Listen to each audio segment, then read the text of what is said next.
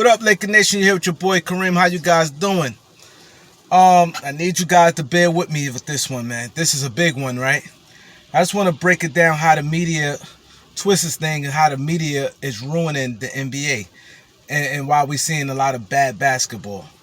For one, the media telling people that you have to have 5 players of all time shooting threes. You need the whole floor need to be spaced. If the floor not spaced, you killing guys to drive in the lane. Guys can't score and be successful if that lane clogged up. Quote unquote, they saying the lane clogged up, right? Boom. This is what they saying. Now, Golden State Warriors, they started this, right? Where the league, like, oh, everybody want to have a team like the Warriors outside shooting. So correct me when I'm wrong. When y'all get ready, please comment on this, because this is a big, and share it. Now, I'm a biggest myth about the Golden State Warriors that's out there. People think Golden State Warriors had all these great shooters on their team. They was a team full of great shooters. Let's talk about this before KD. Let's talk about their team right before KD, right? Oh, they're a great team. Even they got a bunch of shooters and things like that. It's not true. It's not true. I'm gonna break it down to you. Now, Steph Curry and Klay, they is out of this world. Top 5 all times shooters, right? Outside of them, Harrison Barnes was not no great shooter. He was a solid 3-point shooter. It goes to show where he at now. Draymond Green was a guy, he capable of making a 3, but he was no great 3-point shooter. And they had Bogut. See, people realize they act like they had 5 guys out there shooting threes. Now you have Bogut out there, right? What Bogut was good at? He's a great passer, and he was a rim protector. He blocked shots. This is the success of the Golden State Warriors team. Now, when you go to their bench, Sean Livingston didn't even take threes at all. Sean Livingston was a mid-range and a post-up scorer, right? Boom.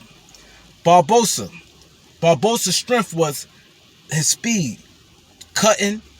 He got a lot of his points cutting. He did a lot of cutting, and he good at transition basketball, and he could get to the basket, but he can knock down a 3-pointer, but he's not no great 3-point shooter, and he was never a guy that you look at as a sniper, who they saying everybody in this league need like snipers, whatever, right? Boom. Who else they had? They had Iguodala. Iguodala, we all know, definitely wasn't no great 3-point shooter, but he could make a 3-point shooter. What's his strength was? Cutting to the basket. He was athletic. He could cut to the basket. He get a lot of points on transition. He hit occasional 3. But he wasn't no great 3-point shooter. And he wasn't that. Then they had Festus Ezeki, right? Festus, what's his strength was? He'll rebound. He set picks, roll to the basket, catch lobs. And he'll rim protect. So there it is. Golden State had 2 centers. None of them shot threes. Neither one of them shot threes, right? They rolled. One was a roll and lob, which is Festus, and Bogut was a shot blocker and a great passer, right? Boom. Now, then you had Maurice Spates. He was playing about 12 minutes a game. He come in spurts. He was a 3-point shooter, but he was no rim protector, anything like that, right? So now you go on that team. Now you had guys capable of knocking down threes, and then you had 2 great 3-point shooters. Now let me say something about Steph and Klay. You're not going to find. I ain't gonna say really. You're not going to find 2 great shooters like that on a team. Them 2 of the best. You're not going to find it. So you playing what you have. Now the myth is you cannot win this way. Golden State won that way, and look what they did. They defense was better than what they was portrayed to be. People say, oh, people keep saying shooting, but okay, let's say this. They had rim protecting. They had decent rebounding. They had smart players. Players got used to their strength, whether they cutting or going to the break, occasional three-point shooter. And Draymond had heart. See, they ain't talk about that in leadership. Draymond had heart and leadership. That was one player on their team who possessed that. Draymond. He played with a lot of heart. He was smart enough. He didn't do the thing the teams like Utah and the Sixers did when teams making a run and you got big leads where Draymond will take a hard foul, get a tech, and slow that shit down. That's what Draymond did. He played good defense, and occasionally he hit three. But outside of Steph and Klay, there was not a bunch of great three-point shooter team. Now, let's say you take out Steph and Klay. Actually, the Lakers had a lot of guys that's capable of knocking down threes. They considered KCP and McLemore supposed to be like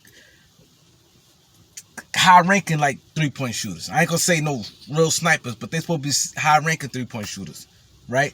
Now look at the rest. LeBron capable, the hitter three, Kuzma capable, Markieff Morris, Gasol, Anthony Davis. That's why I said it's a myth. Oh, Lakers need shoot, they ain't have shooting. Listen, what role players you see constantly in big moments and is snipers that's doing the thing, shooting three-pointers like that? You don't see it. You don't see it. So that's what I'm saying. This whole thing a myth, and it's bad because they're taking away the high percentage shot. Now you got a guy like Joel Embiid, right? Now they're telling people, oh, the centers have to shoot threes. Now centers out there shooting threes, why? Because they want to get paid. They want to be on the court in the fourth quarter. They don't want to be left out. So now you got guys, they telling you to work on three-point shot, right? Now Embiid was never no three-point shooter coming to the league. He's shooting three-pointers, right? Now it's taken away from an easy, high percentage shot that he don't even use as frequent as he should, as a lot of people, not just him, a lot of these guys now. And they basically telling these young kids right now, these 7-footers, they're all shooting jump shots, and the first thing they'll show a clip of them on YouTube and say, oh, look at this. This is a 7-foot guy. Oh, he's shooting three-pointers. Look at this. He amazing. He's incredible. Look at his jump shot. But that, at the end of the day, is a low percentage shot. Now, let's get back to Embiid, right? Now, if Embiid would have been how he normally was, dominate in the paint, he wouldn't turn the ball over as much. All his turnovers came from the perimeter. He a turnover machine. And Embiid, for a center, if you look at back in the days, center shot 60%, 58%, 56% from the field. That's like 56 is like basically the lowest. If you shoot 50% as a center, I ain't even say back in the days. Let's just say the mid, let's say 08 or something. 2011, let's say 2012. It was not good if you shoot 50% as a big man. 55 was like their number, 55 on up as a center. Look at Porzingis. He should be having his ass in a post some. All he had to do, post up and turn around. Even if he not strong enough to back them all the way in. Even if he get a post up, let's say 8 feet from the basket. And take 1 or 2 dribbles, turn around. Nobody blocking that. And shoot. That's a high percentage shot. But no, they want to have these centers out there with this 3-point line. That's low percentage shot. Because if a guy shoot 40% from 3, he considered a sniper. But 40% of 3 is a low percentage shot. It's a high percentage 3-point shot, but if you shoot 40% from the field, you consider that you're not an efficient basketball player. See, these guys in the media and these people telling you that the basketball, this is the way it need to be played and things like that, and they all wrong. They all wrong. And they say, oh, it's a new NBA thing changed. The tempo of the NBA changed and the mentality changed. But at the end of the day, it's basketball. Now they telling guys like Andre Drummond and them, like, you have no use to be in the league. JaVale McGee, you athletic, you block shots. Yeah, but these guys, they saying they like running backs. You don't spend money on them. Where it's safe, where and it's smarter, where if a guy pounding a guy in and go up to the basket, if he getting fouled, now you getting guys into the penalty early. If you have a good low post player. With the Lakers had Shaq, the Lakers stayed, we was getting guys early. We shooting free throws early. They was in a bonus. They taking away the right way of playing basketball, and these teams following. If I'm a team and I'm not following. Listen, you're a center, you going down low. And they keep saying, oh, it's floor spacing. It clogged the lane. This is all myths. What's the difference? The basketball court is the same size it was many years ago. The same size basketball, the same size ball, the same size court. The players is the same size. These players come from the same planet. The rim the same size. The arena is the same. What is the difference? If a guy could if Kobe Bryant played with Gasol and Bynum, if he able to get to the basket, and them guys was two big men down in the paint. Byron Davis was able to get to the basket. Allen Iverson played with Mutombo and Tyrone Hill. He was able to get into the lane and score inside. I could just tons of guys. LeBron did it when he had Gaskins and Drew Gooden. He was able to go inside. Dwayne Wade was no three-point shooter. He stayed going to the basket, falling on the floor, successful, going to the rim. He had Alonzo Mourning and Adonis Haslam. These guys wasn't staying outside of the three. So now you basically telling somebody, oh, you cannot score if the lane not wide open for you. See, that's what I said. It's bad. It's bad what this league is doing and what they telling you and how to build a team. Now you got a bunch of bums getting a lot of money because they supposed to be something that they not. Guys like Joe Harris. Joe Harris is not that. These role players, you paying these guys all this money to do a particular job. They ain't doing nothing else. Ain't playing no defense, ain't creating no offense. All they out there do is shooting threes, and they not doing that. They have one job. And see, this is the point I'm trying to make. This is why this video needs to be shared and get to the masses, because they killing the kids the way the game is being played. You could cut to the basket. Look at Shawn Marion. Shawn Marion's get a lot of baskets cutting. Cutting to the basket. Moving without the ball. There's other ways you could get shots in.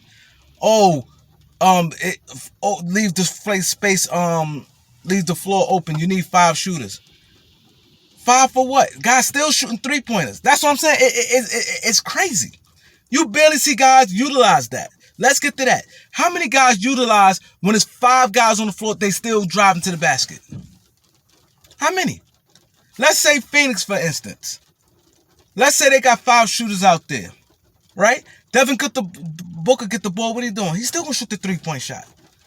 So all this, they doing this. You need to open up the lane for guys to score inside. It's bullshit. Anthony Davis been successful when he had Boogie Cousins. He's playing with Alicia. I forgot his name. The center, the 7'3" guy. New Orleans always has Alicia Ashinde. I forgot his name. But y'all know what I'm talking about. Anthony Davis played with this guy, and still, this guy wasn't a 3-point shooter. He still was a monster scoring and doing everything he doing. Now, he can't play with the guys clogging his way. Drummond is in his way. How? It's bad. It's bad, man. Y'all need to share this video. If y'all got YouTube pages, share it, because this is important. We watching a bunch of bad basketball. All these turnovers he doing. Why? Because he out on the perimeter. If he's on the post, it's safer. It's safe. You don't turn the ball over as much. You basically get fouled. I guess I'm the only one seeing this, man. I'm the only one. Like, hit the subscribe. Peace.